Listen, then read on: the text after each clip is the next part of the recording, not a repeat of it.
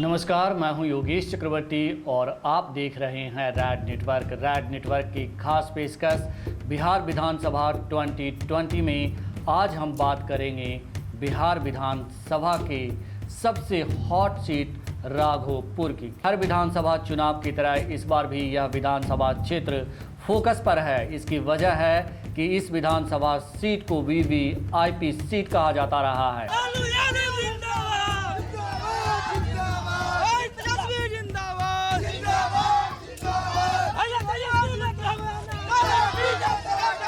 यह विधानसभा सीट राज्य को 2 मुख्यमंत्री और 1 उप मुख्यमंत्री दे चुकी है।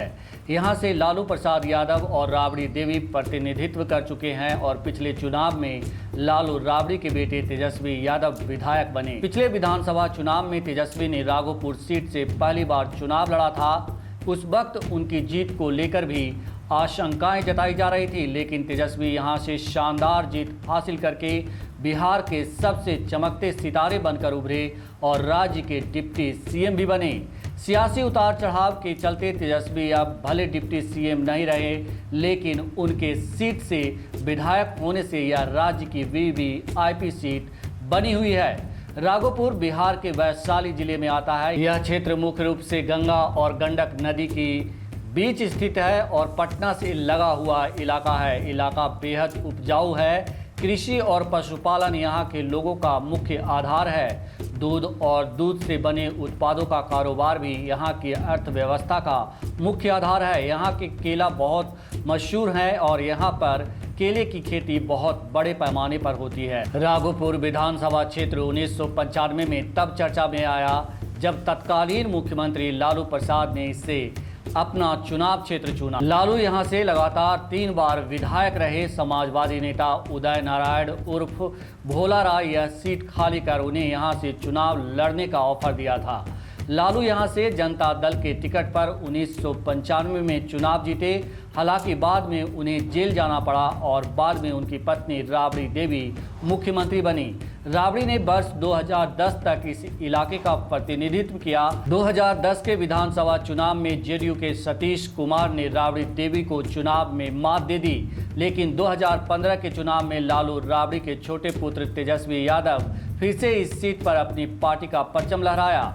इस इलाके में लालू राबड़ी के प्रतिनिधित्व के दौरान विकास के लिए कई प्रयास हुए। वर्ष भर नाव से गंगा पार करने वाले लोगों के लिए मुख्यमंत्री के रूप में लालू प्रसाद ने पीपा पुल की सौगात दी थी, लेकिन वह पक्का पुल नहीं बना सके। राबड़ी ने इसके लिए कई बार केंद्र का दरवाजा भी खटखटाया था। बहरहाल पिछले चुनाव से ठीक पहले राघोपुर को पक्के पुल की सौगात दी गई और मुख्यमंत्री नीतीश कुमार ने 4 लेन पुल का शिलान्यास किया। रिकॉर्ड समय में यह पुल तैयार हुआ और आवागमन के लिए खुला। विकास के अन्य कार्यों की बात करें तो यूपीए 1 की सरकार में यहां प्रधानमंत्री ग्राम सड़क योजना से सड़कों का जाल बिछा। राघोपुर के मोहनपुर में करोड़ों की लागत से रेफरल अस्पताल भी बना। करोड़ों की लागत से कटाव निरोधी कार्य भी हुए। राघोपुर विधानसभा क्षेत्र यादव बहुल क्षेत्र है। यदुवंशियों के बाद यहाँ सबसे ज़्यादा संख्या राजपूतों की है, लेकिन यहाँ का विधायक कौन होगा, मुख्य रूप से इसे यदुवंशी ही तय करते हैं। जानकार कहते हैं कि राघोपुर में किसी भी उम्मीदवार को जीतने के लिए जातीय समीकरण मजबूत करना ही मूल मंत्र है।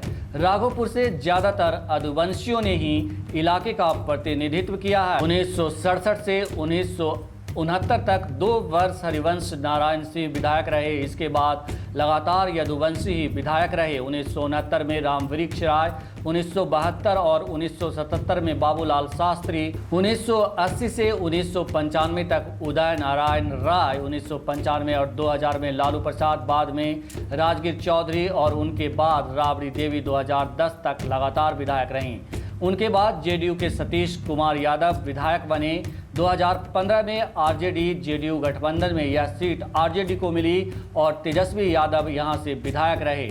हर बार की तरह इस बार भी महागठबंधन और एनडीए के बीच ही मुकाबला होगा। अन्य दलों और निर्दलीय प्रत्याशियों के रूप में कई अन्य उम्मीदवार भी किस्मत आजमाते हैं, लेकिन उनकी भूमिका सीमित ही दिखाई देती रही है।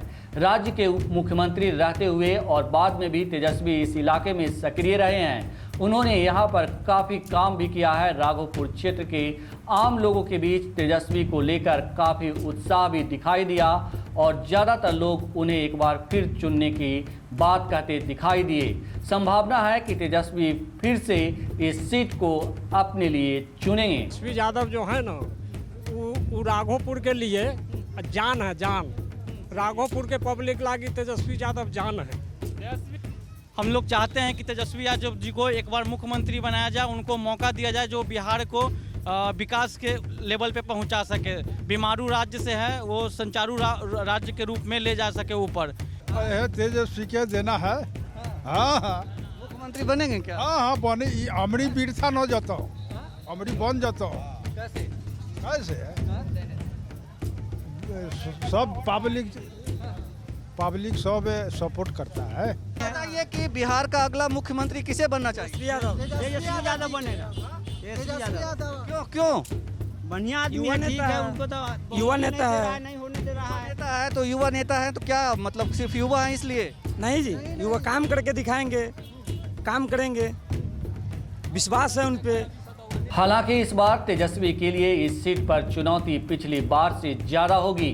पिछले चुनाव में सतीश यादव को जेडीयू को टिकट नहीं मिला था तो वह भाजपा में शामिल हो गए थे। इस इलाके में बीजेपी का कोई खास जनाधार नहीं है। दूसरे तेजस्वी के साथ जेडीयू का भी साथ था, इसका फायदा उन्हें मिला और उन्हें बड़ी जीत हासिल हुई। इस बार जेडीयू और बीजेपी साथ है। अगर सतीश यादव एनडीए के उम्मीदवार होते हैं तो हमें यह नहीं भूलना चाहिए कि जेडीयू उम्मीदवार के तौर पर 2010 में वह राबड़ी देवी को करीब 13,000 वोटों के अंतर से हरा चुके हैं। दूसरे यहाँ के स्थानीय नेता और पूर्व विधायक उदय नारायण उर्फ भोला राय के समर्थकों ने पिछले दिनों राबड़ी देवी के घर के सामने प्रदर्शन कर भोला राय को एमएलसी बनाने की मांग उठाई थी। इसके बावजूद भोला राय को उम्मीदवार नहीं बनाया गया।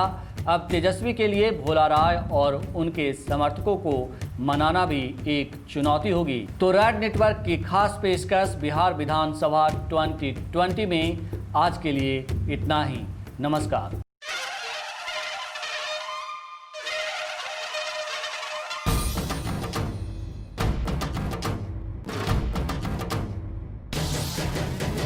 रंग